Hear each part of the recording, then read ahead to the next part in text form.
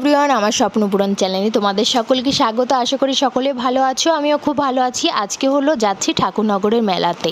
আমি আগের থেকে কিন্তু মিনি ব্লগ ছেড়ে দিয়েছি, যারা যারা দেখোনি প্লিজ গিয়ে দেখে এসো।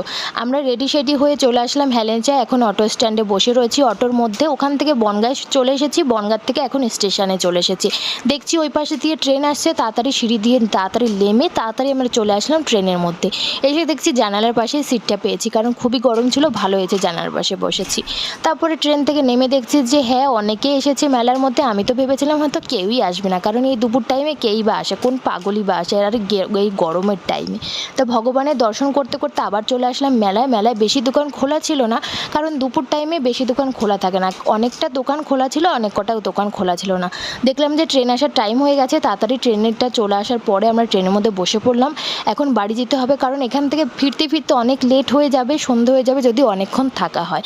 আর মা বারবার ফোন করছে বাড়ি আসার জন্য। তাড়াতাড়ি আমরা ওখান থেকে বনগাঁয় চলে এসেছি। বনগাঁ থেকে এখন হেলেঞ্চায় চলে এসেছি। খুব খিদে লেগেছিল, তাই একটু রেস্টুরেন্টে ঢুকলাম।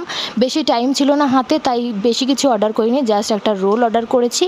আর দেখা হচ্ছে পরের মিনি ব্লগে। আমি খেতে থাকি। প্লিজ একটা লাইক করে যেও, চ্যানেলটা সাবস্ক্রাইব করে।